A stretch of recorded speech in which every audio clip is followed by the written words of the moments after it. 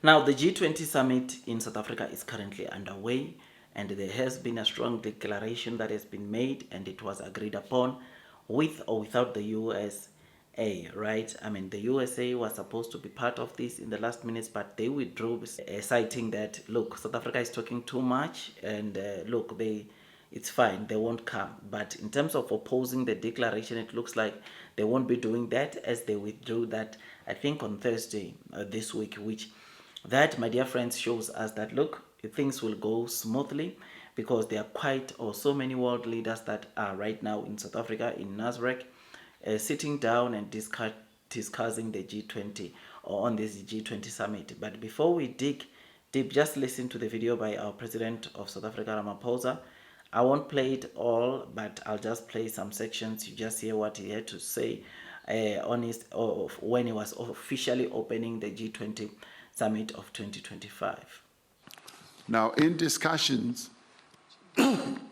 with a number of delegations here, there's been overwhelming consensus and agreement that one of the other tasks we should undertake right at the beginning is to execute the task that we have come here for principally, which is, by overwhelming consensus, to adopt our declaration. Now, I should precede this by remembering what a Roman philosopher called Pliny, the elder, once said. He said to have said, ex Africa semper aliquid novi, meaning out of Africa there is always something new. So you and me can agree that that was a very, very powerful statement from our president, and hopefully things go very, very well. Under the summit, you will know that there are like plus 40 countries that are represented in this summit, and the priority of this summit is, of course, to open opportunities not only to South Africa but to Africa as a whole. And this is the main agenda for this meeting. How is South Africa going to be included? Africa must also be included in the global talks in whatever is happening around the world, right? It must not be undermined, because look, Africa, there is a lot of business, or there is a lot of benefits that these international or other countries can benefit from, both South Africa and Africa, right?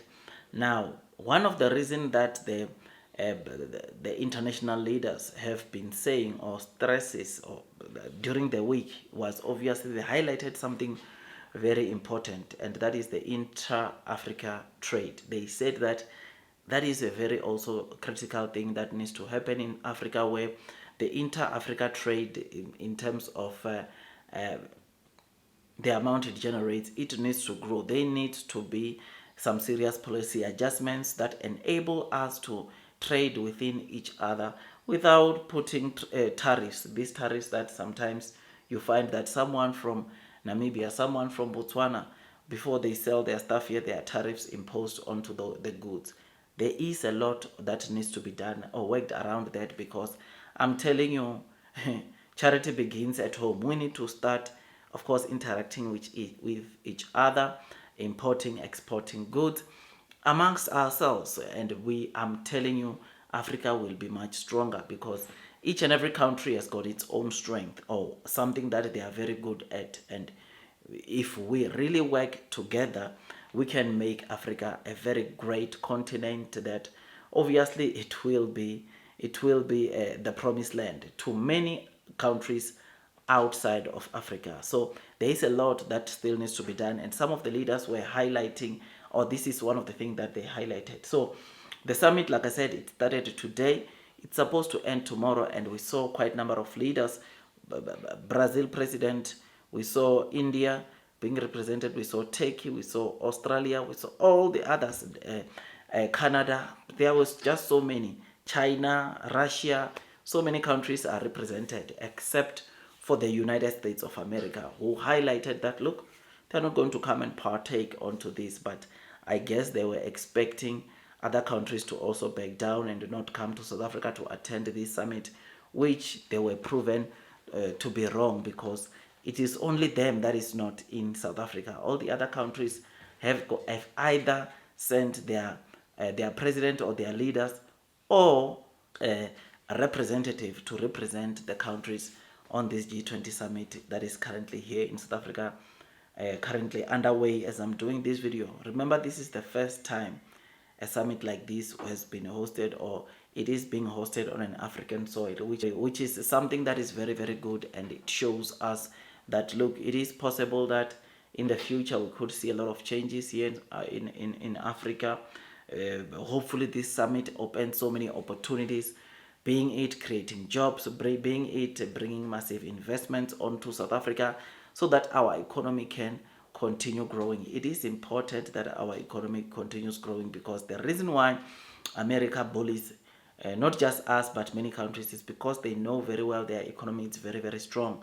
They know very well they are the strongest economy in the world, and part of the reason, and that is the main reason why they will want to bully other countries, right? And I mean, you will know that the way America deals with China is not the way they deal with other countries, right? Because China, they know that in terms of GDP, they are not very far off from getting to the GDP of the US. I think the difference between the China's GDP and US GDP, it's around $10 trillion, right? And the gap is closing in. China is moving closer and closer, which is why you will see that, look, Trump does not just say whatever he wants about China, because he knows China will fight back, because they've got the powers, they've got a very strong economy. I mean, China is big in manufacturing, and this, they know very well, the US, that they need China. For US to flourish, they will need China, because China is the one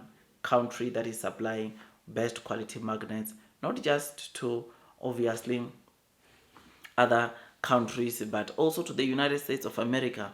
Ford CEO highlighted something very interesting, I think 2 months ago, where he was saying they need China. China is very much ahead in terms of technology, which is why they went and took some of the cars and deassembled them to just check how far they've went with technology. So the moment we're able to stand as Africa or as a continent, the more respect we will get outside, because they know, or these countries will know, that they've got a lot to lose if they just play with us the way they want, or playing with us will compromise their growth also, right?